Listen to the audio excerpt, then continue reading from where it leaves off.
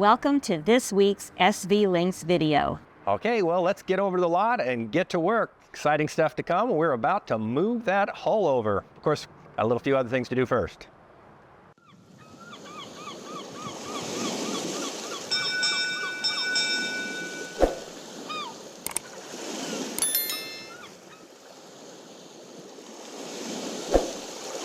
I told you last week about our big problem with our electric system, and we're still working on that. And I have ordered all those new 200 amp continuous CMSs, and they're on their way, but that's going to take at least a week to get here, if not two. So we have to come up with work we can do without the electric sander, and we have. Some of the things we're going to do is there's some hand sanding we need to do on this anyway. So we're going to do the hand sanding, and we're going to do the maybe final round of fairing compound application. And we can sand that with a hand sanding, but we really can't completely finish the sanding until that other sander's there, because we want to make sure that the curved sander is doing the curved work. So we can get pretty far on that, and we will. But that's not enough for this whole week. So we've come up with other things we're going to do.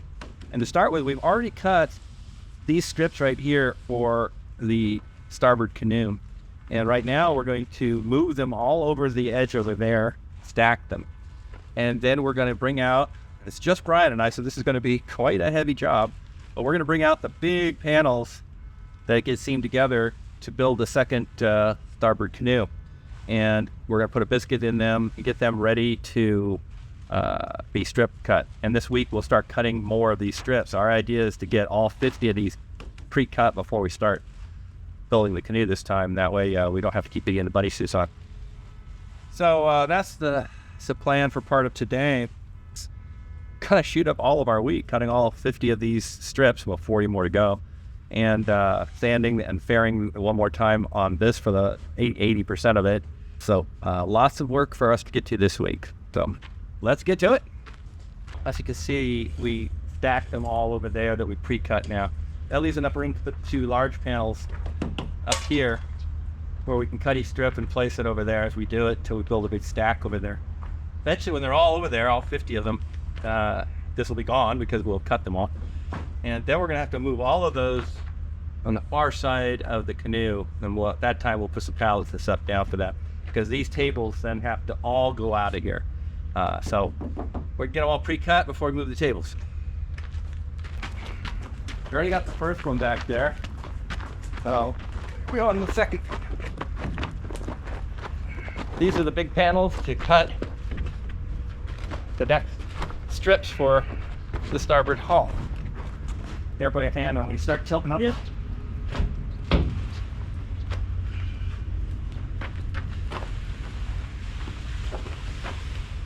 Excellent. Two panels ready for the biscuits. Of course, we got to pull the peel ply off this top first, and then we got to flip them over. But that'll be fun.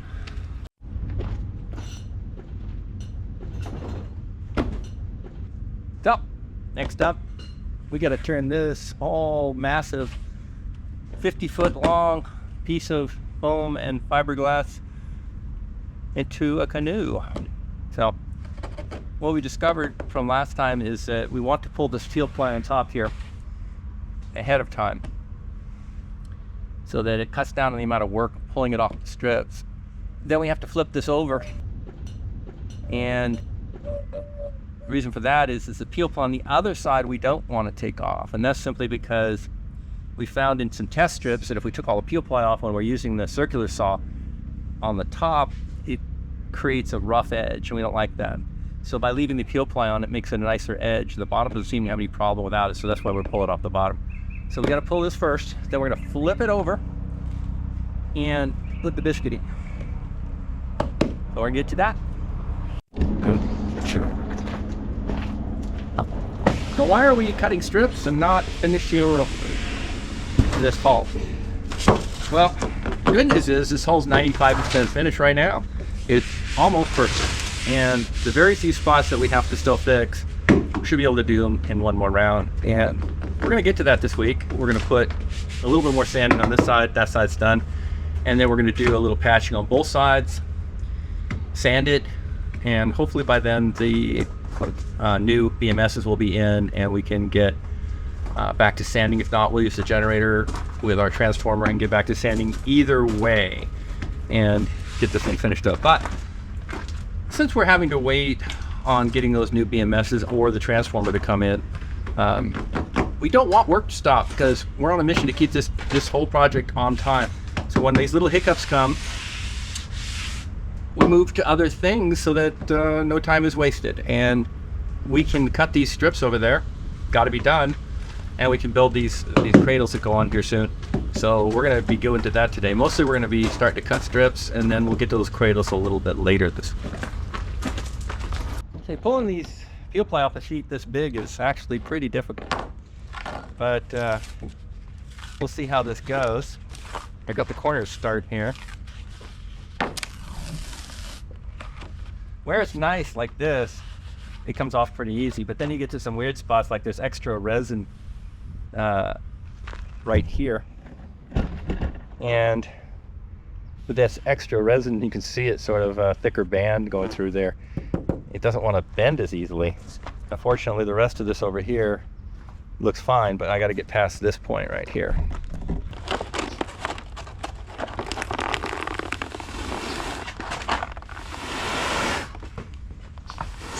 Cylinders.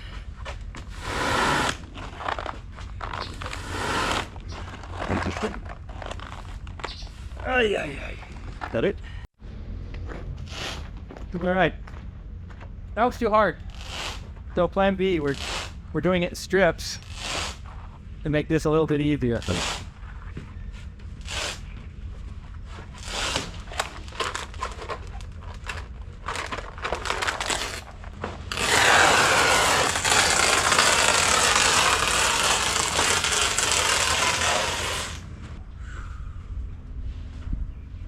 One down, but that was a lot easier. And we're done. Not complaining about sanding anymore. Yeah, we'll complain about the next one. Hey, that was the easy part. We get to flip these things over now. Let's get a better view of our exciting flipping over here, which is, I say exciting, but only if you're watching and not doing it.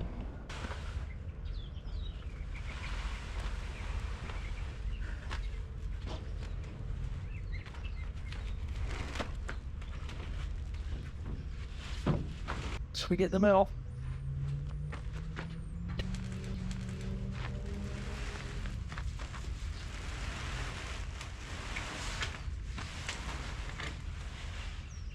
I love your plan.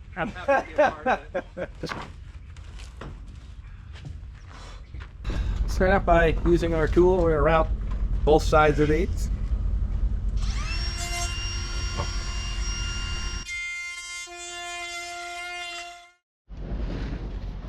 So we drill holes through here to let the excess epoxy up.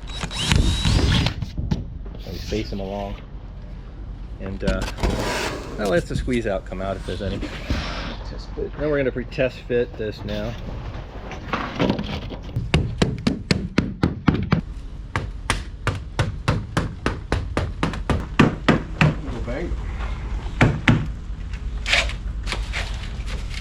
All right, we like to test fit.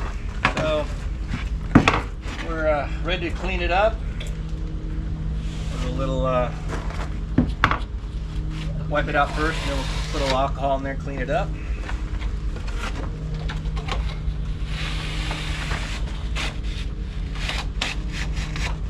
Brian's mixing up just 127 milliliters of our Zickamen because that's what we have with us today, and either one is going to work for this.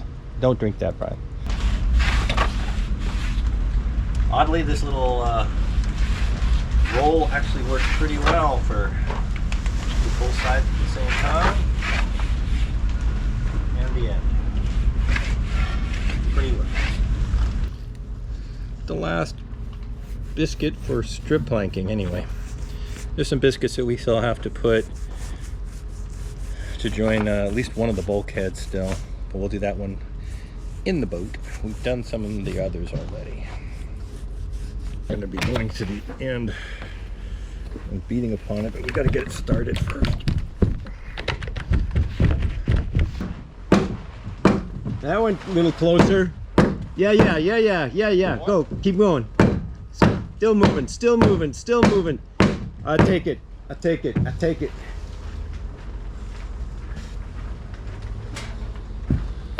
Oh, that's pretty good. All right, we're gonna call it done. All right. Big, huge double panel for the strips is all set, and curing for the biscuit. We're gonna go ahead and hand sand this side of the hull. We already did this side over here on another day, and we were part way through on this one, but we're gonna go ahead and finish it up. And so that's about it for today. We don't have an electric sander today, but Brian's going to use the hand sander, and when he's ready to drop from the heat, I'm going to take over until I drop from the heat, and then we're going to call it a day. That's our plan.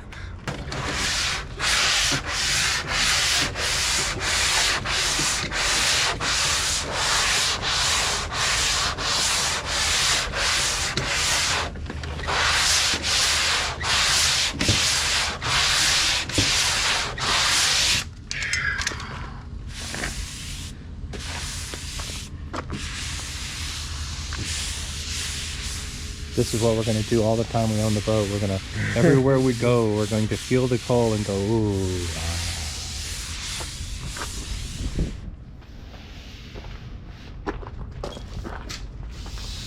Yeah, it's finally getting there. Finally getting there.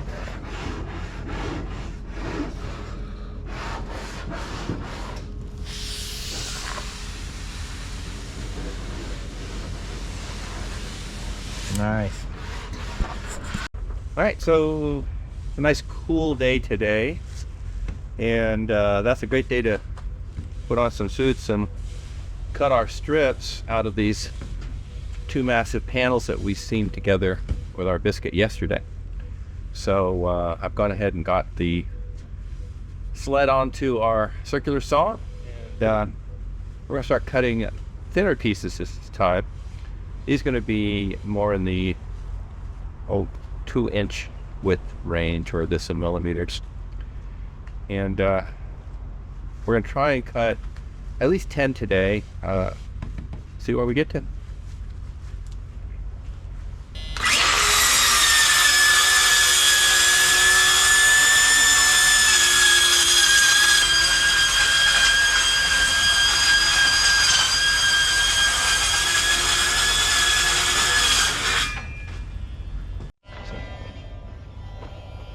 Alright, so things are going well. We've got 1, 2, 3, 4, 5, 6, 7, 8, 9, 10, 11, 12, and not building a few minutes.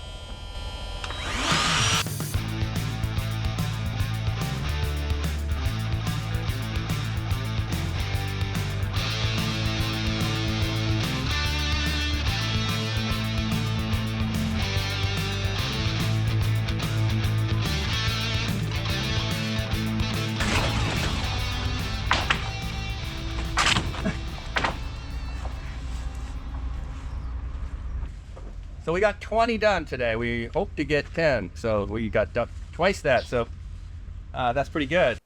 Well, the time finally came. It's time for us to move the porthole over to its holders on the far side. So the first thing we had to do is get all of our large tables out of the way. So Brian DeRuiter brought in his Bobcat, and he had his 10-foot forks put on. There are some extensions that go on to get them that long. And we moved the first table over out of the way, and then we took the second one, actually set it aside because we're going to use that one further down later as we move the hull. But we took the third one and put it on top of the first one to save some space. And then we started moving the other ones down and got all of them out of our way because we have to bring that Bobcat down the middle in a moment. So we had to get those tables out so that we could have a room. And as you're going to find out, there was barely enough room to do this. So once we got them all out, we picked up that second one that we'd set aside. And now what he's doing is bringing it down the middle to the end, because we're going to use that to hold the canoe once we move it, because we've got to move the bobcat from one side of it to the other, and there's just not much room between where these two canoes go. You can just see how much space that bobcat's taking up out of the middle. So here we are lifting the canoe, and it came right off without any troubles. The tape that we'd put onto the form separated it so that the epoxy didn't stick, and it worked like a charm. There was a little bit of crackling noise as it came up the first time, but it just came straight up. Now, we brought it up and then slowly checked it and made sure that nothing was having any problems anywhere, and tilted slightly so we get the back end over it without lifting it any higher. And then we just backed it up off the forms, but we couldn't set it down like this because, again, there'd be no room to get the bobcat in. So what we did is we had him pivot the bobcat and swing one end over where we had that table put over there. And to begin with, it had to actually swing over the top of the forms on the other side, but we couldn't keep it that way. That was just to get started here. And then he would maneuver the bobcat until we've got it in just the right position where the bow of the boat here, of the canoe, could just make it down without hitting the forms, and the stern would land at the back there somewhere where we would put the table. Now the table has to move in a little bit still, but at first here we just wanted it out of the way while we were swinging this hull around. And yeah, my heart was beating a little hard a few times here as all this hard work was suspended in the air, but it was staying just fine and sustaining no damage that we could see anywhere. And so here he is maneuvering it back and getting it into that position I talked about. Then we moved the table in under the stern so that he could lower it down, and then came up to the front and pulled over this 2x4 cube here just to support the bow so that he could set it all down on there. And the idea here was to have the stern pretty far in, but the bow angled out so that he could get that bobcat out of there. He has to be able to drive, and we don't want him, you can see he's right up against the pole there, and we don't want him to have to run over the cement pads that are going to hold this canoe, because that 4,000-pound bobcat might just crack that thing. So here we are trying to maneuver him out of there, and we couldn't quite get it, so we built a little 2x4 bridge to just get him over the corner here without cracking the cement, and that worked just fine. And so over he went. And then here's the temporary holders we have, because we're not flipping it over yet, so we just wanted to put those in position. And now the idea was we had to swing the bow over to match the distance that the stern is already in. So the bobcat's out here now, so we can use it. And what he did is he lifted the bow with it, and we have a piece of, if I get out of the way, he has a piece of plywood there, and then that metal bar so that the metal bar could pivot on the plywood, not on the hull. And he could just rotate it over, and then we just slid the table over so that he could set it down again onto it. And now he had enough room to drive in on this side and pick it up again. And so here we are lifting it up, and now he's maneuvering it and getting it in position over our holders here, and then he would lower them down, and these actually fit just inside of it, because what we did is we screwed on 2x4s on either side where we could match the angle of the edge of the canoe.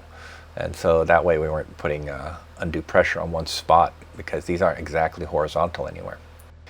So that's it. That's the perfect spot. And then we just put on our 2x4s, and it was all sitting there. Now you see it's a little crooked there. It doesn't matter. We didn't care, because this isn't the final position. This is just so that we can finish a little bit of sanding and fairing and painting on it, and that's just fine. So we moved all of the tables back in again, and with the help of the bobcat, since we had it here. And then we just, when we get close, we could just grab them by hand and just bring them up to the exact positions that we wanted them in again. As you can see, we never could have done this without you. We practically couldn't do it with you. So, you know, it was difficult, but there were literally inches to spare in all kinds of different directions, but it's done. The next trick will be, of course, flipping them over later, but that's a whole nother conundrum we'll solve at that time. For today, we have our canoe over here where we can work on the paint and such, and we have our forms ready to strip plank the starboard hull, which will begin Monday. Well, we're glad that's over with. That was some craziness getting that hull moved over. We learned quite a bit. In fact, we learned that the tolerances are even tighter than I anticipated. Sometimes we were an inch away from things as we were trying to move that bobcat around and stuff. It was really tight. And what that taught us is, although it worked fine for getting the canoe moved over from one side to the other, what it didn't do is leave enough room once both hulls are there to rotate them the same method by taking them off, putting them on the ground, all that stuff. There just won't be enough room. And so we had to come up with a new method of doing that, which we'll of course eventually show you, but we're gonna create slings and we're gonna have a lot of human power rotated in the slings and just use the bobcat to raise it up, get the old forms out, rotate it by human power, and then just set it back down to the cradle. So that's what we learned in doing that. But the good news is that the canoe moved over, and we've already gotten to work on strip planking the next canoe, and a little work on finishing up the last one over in its new position. Now, at this point, I think we'll take a few questions from last week's videos, which we have here on these pieces of paper, and I'll let the Admiral take the first one. Okay, first one is from Jacob the Inventor. It would be great if you had the opportunity to film in 4K, as the present resolution colors make smaller details impossible to see. Well, the good news is we do film in 4K, and we can show you in the YouTube settings how to set that up so you can see it. So here you go. I'll show you this right now. Basically, you have to go down in here and select either, you can go with auto, but you can also force it to where it says 4K by just bringing this list up, selecting that, and then closing it down, and now you're going to get 4K. Now, just one small note. If you watch this video, the second we release it, it's possible that the 4K version hasn't uploaded yet because they process it. So it takes the fastest time to get the lower quality in, and then it can take up to even an hour before the 4K becomes available. Yeah. So if you wait just a little bit longer than when it initially releases, you'll definitely get the 4K. But you can just check in that list down below, and if it shows the 4K, then you're ready to go. All right, so Peter Mullins 2666 says, how crucial is the smoothness of the hull? From the video, it seems that imperfections are no more than several millimeters. Does that impact performance or structural integrity? All right, well, you're right. It is only a few millimeters at this point, because we're about 95%. And earlier, there were places where it was more like 1/8 of an inch, which is, 3-4 millimeters. So at this point, yes, we're down to very thin amounts, and that won't affect structural integrity at all. In fact, the fairing compound has nothing to do with structural integrity. It's purely to get things smooth, and that's so that the paint lays down smooth, that the looks of it, and this is where it's important, is aesthetically good. Because if you have a warbly surface and then you put a nice paint on it, that will show like crazy. So a lot of it's aesthetic above the waterline. The part that's below the waterline, no, it's not that much. And you also asked, does it affect performance? Not really that much. It's mostly an aesthetic thing when it comes down to those few millimeters. Hope that answered that question for you. Another one from One Little Lee.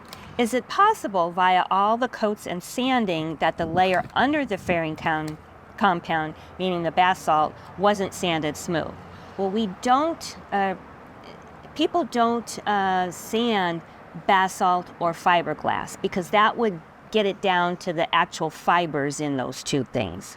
So that's where the fairing compound comes in. We sand that to get it smooth. Right, and you put on as little fairing compound as you can to get it smooth, but you have to get that. And there's also places where, like, we had 2 layers of an overlap of the basalt, and so you get a bit of a ledge there, and so you got to fair all of that with fairing compound, because you can't sand it. So it isn't the amount of sanding there that's the reason that we have to do this. The reason we have to do this is just a lot of work sanding and fairing any surface. It's a big part of boat building.